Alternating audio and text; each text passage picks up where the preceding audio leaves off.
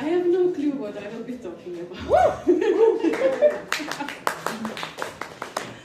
And to give you some perspective and understanding, this phrase comes from the person who is always trying to have a plan in advance. So when I yesterday received a message from Far, and she was like, would you like to be a speaker? I remember one thing from improv, more things, but one is important one. Yes, and. So I thought, okay, I'm not thinking about how, what topic. I really want to go there. I just feel I want to be here. I want to share something. I have no clue. I thought maybe I will have some inspiration during the day. Maybe I will meet some people. Maybe I will have that inspiring moment. And yes, I did. Yes, I did, but it's just bits and pieces. So now I will try to put it together. I will try to put it together, and we will see what it will be. So let's start. The question is, what event changed my life? I had a deja vu. I don't have a very easy life, but I have lots of events that affect me constantly, and maybe some things I really didn't realize that affects me in a good way. But one thing I would probably bring up is me moving away abroad from my homeland. And it was 6 years ago, and I thought, wow, let's try it. Let's see how it goes. I would love to see new culture. I would like to meet new people. I think I am capable of it, and I will see how it goes. So I came to the UK, and the COVID started, and I was like, yeah, okay. There was the bubble rule, so you cannot go outside to meet with a specific people, so you don't spread the virus. And I was like, okay, this is my bubble. Let's walk around and let's see how it goes. And that moment I thought, right, okay, something needs to change, because I have so much energy that I cannot release the energy. Before moving to the UK, I was working really hard. So I'm that person who is always in the projects, always have some ideas, always goes to the business and say, okay, let's do that, and let's do that, and I will do that, and you don't need to do a thing. So that's me. And I wouldn't recommend you to do that. And when I come to the UK, I'm like, okay, what to do? What should I change? Maybe new approach? And then I realized, okay, this is new life.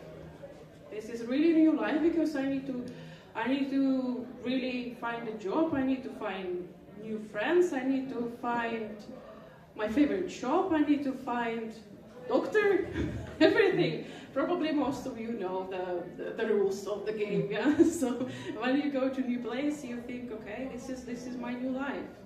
Who am I? I am here. I don't know. I will figure it out. And it goes one event like COVID, and then another, political events, and so on. So eventually, after 5 years, I have a job, I have friends, I have a routine life, I have a shop, I have a hobby there, but still I feel I cannot release the energy that I have. And it becomes really overwhelming for me. And I'm thinking, okay, maybe I do something wrong. Maybe it's not about the job. Maybe it's not about some routine. Maybe it's not even about hobby.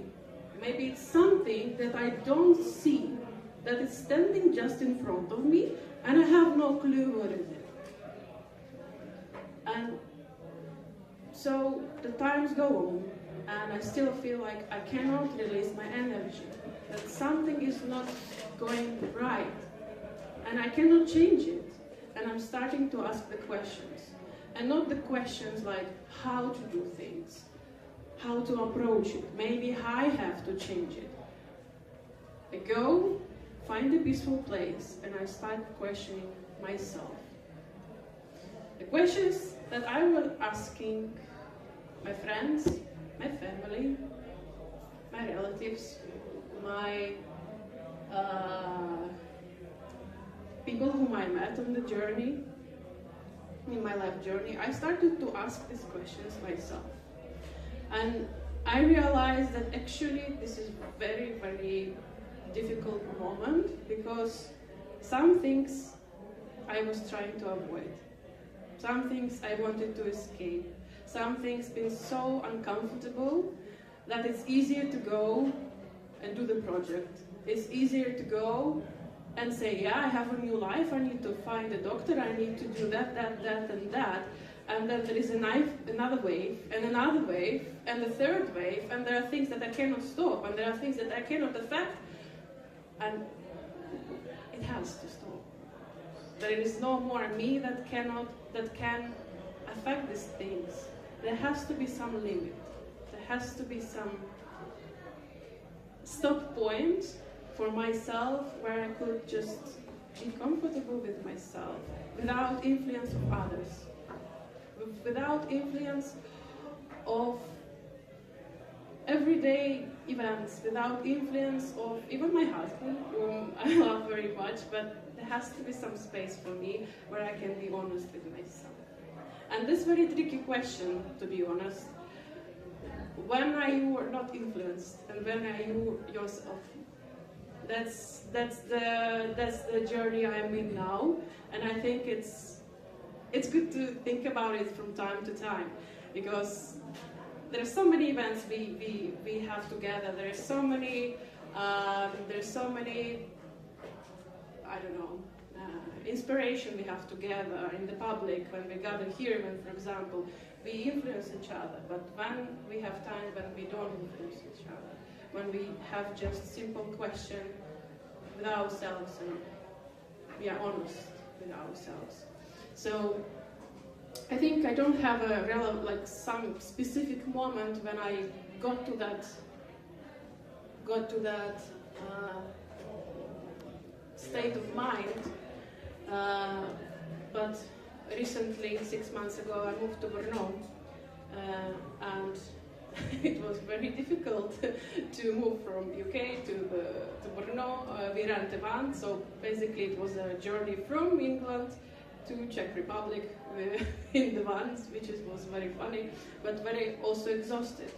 And when we moved, I found myself, okay, this is really the moment when I need to find peaceful place and just go and just relax. And that moment actually happened with Mufar. I saw the improv group. It's not advertising. I wasn't paid. And I went there and I realized that actually movement and this improvisation, when you don't have a special plan, when you don't know the circumstances, when you don't know people, when you don't know the rules, when you can just be yourself without these restrictions and limits, it helps me massively. And I started to focus on my body, because actually energy comes from the body. It doesn't go from here. There is a pressure here, but energy goes from the body. So all the pressure that I was holding, I started slowly releasing in this course, because then I could have a mask of some personality of the improvisation and just release it in the air. And somebody would catch it and say, wow, I don't want that. Or, yay, I really want that. Give me that pressure, or give me that inspiration, or give me that moment. And I started to feel energized. I started to feel the energy, and I started to understand my energy better. And after that, you cannot even imagine, I opened the book that is called Body Keeps Score, which is very interesting. It's about psychologist who was working with soldiers from Afghanistan, and he first found that actually not only pills helps people to cope with some difficult events, but also he was focusing on the body, how to help person to understand the body and face sometimes very difficult reality. And he said one of the mechanisms, one of the solutions is improv. Why? Because you can go and you can have that mask that you couldn't have when you've been a child or when you've been an adult or like a teenager. You could wear this mask and you don't feel the pressure. Then suddenly I saw some course of the writing. Writing is basically putting your thoughts into paper. You don't keep them in the head. You put them in the paper. And sometimes you read what you write and you think, actually, I never think about that. It builds in my head in a specific way, but when I put it in the paper, it's something that I never thought about it. So, my long story short, there is no specific event that I wanted to share with you today, probably, but probably one idea that is important for me to